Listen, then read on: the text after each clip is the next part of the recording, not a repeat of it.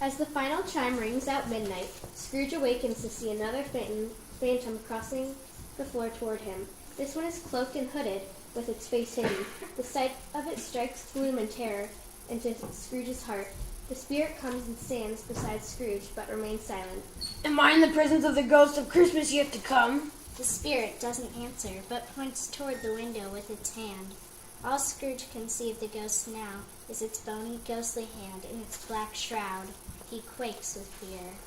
Ghost of the future, I fear you more than the other two ghosts. But as I know your purpose is to do me good, and as I hope to live to another man from what I was, I am prepared to bear your company, and do it with a thankful heart. Will you not speak to me? Ghost gives no reply. Well, lead on then, spirit. The phantom moves away from Scrooge, who follows in its footsteps. In an instant, he finds himself back in the city. It is daylight, and some familiar merchants stand on the street corner in a group having a conversation. No, I don't know much about it either way. I only know he's dead. When did he die? Last night, I believe. Why? What was the matter with him? I thought he'd never die. Who knows? What has he done with his money?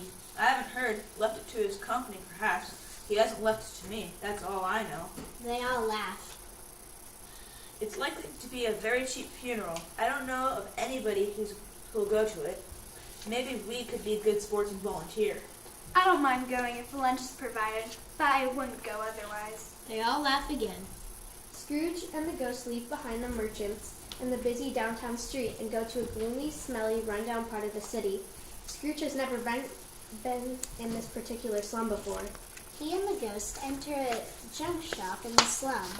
On the floor lie heaps of rusty keys, nails, chains, hinges, files, scales, and all kinds of scrap metal, as well as old clothes and other household items. The dirty old shopkeeper sits smoking his pipe as three clients enter the shop with merchandise to sell to him. The three seem startled to suddenly recognize each other. Then they all laugh. Every person has a right to take care of him or himself, I guess he always did. That's true indeed. No man more so. Who's the worse off? A dead man doesn't need these things. No, indeed. Anyhow, if he had been a natural, normal person, he would have had somebody to look after him while he was dying. He wouldn't have been lying there, gasping out of his last breath alone by himself. That's the truest word that has ever been spoken. Well, let's see what you three have got. The man, an undertaker's assistant, unwraps his little bundle first. In it lies a pencil case, a pair of sleeve buttons, and a brooch of no great value. The shopkeeper adds up the value of the items and shows the number to the man. That's my offer. I won't give a penny more. Who's next?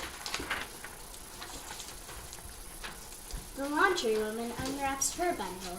In it lie sheets and towels, as well as some clothes, 2 old-fashioned silver teaspoons, a pair of sugar tongs, and a few boots. The shopkeeper shows her a total.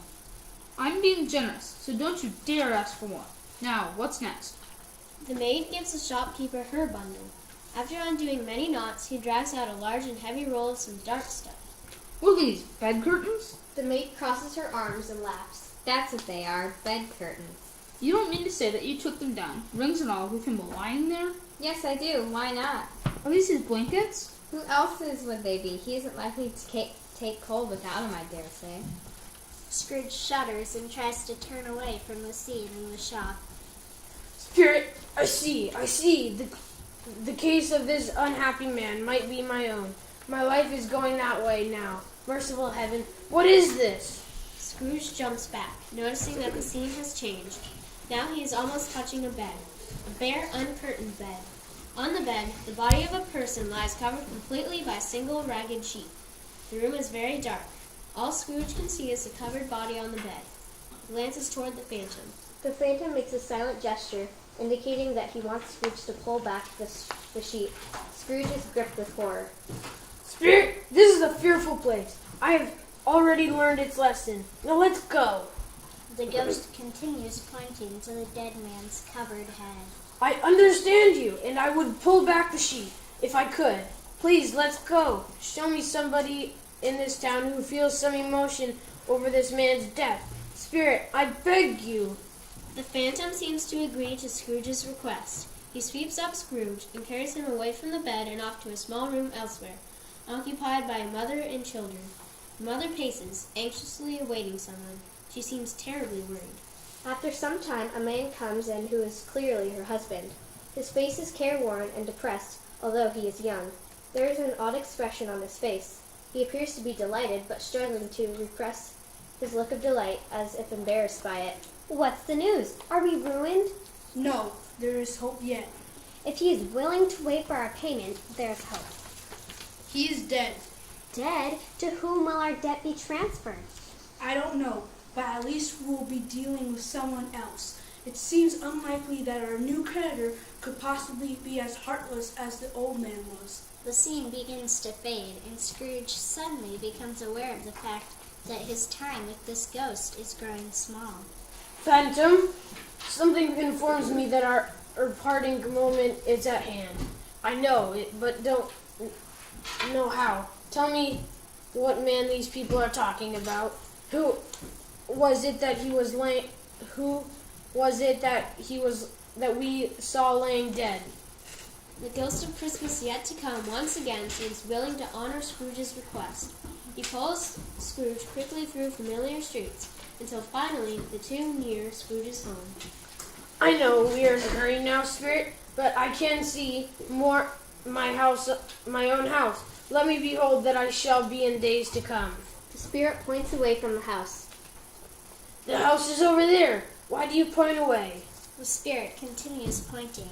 Scrooge accompanies the spirit until they reach the iron gate of a churchyard. The place is dismal. It is overrun by grass and weeds, and overfull of graves. The spirit stands among the graves and points down to one. Scrooge takes a step toward the grave, then stops. Before I draw near that stone, answer one question. Are these the shadows of the things that will be, or are they the shadows of things that may be? The silent ghost continues to point downward to the grave by which it stands. The course of lives can be changed. Say it's true. The spirit stands pointing and makes no other gesture. Scrooge creeps towards the grave, trembling. Following the spirit's finger, he reads upon the stone of the neglected grave his own name, Ebenezer Scrooge. Am I that man who lay upon the bed? Scrooge sinks to his knees. The ghost points his finger at the grave, then back at Scrooge, indicating that the two are one and the same. No, Spirit. Oh, no. Tell me that I yet may change these images you've shown me. By changing the way I live my life, I promise that I will honor Christmas in my heart all year long. Oh, tell me I may erase the writing on this stone. In desperation, Scrooge reaches out to grab the ghost's hand. The ghost shakes Scrooge off. Then suddenly his hood and cloak collapse and shrink, and the phantom disappears.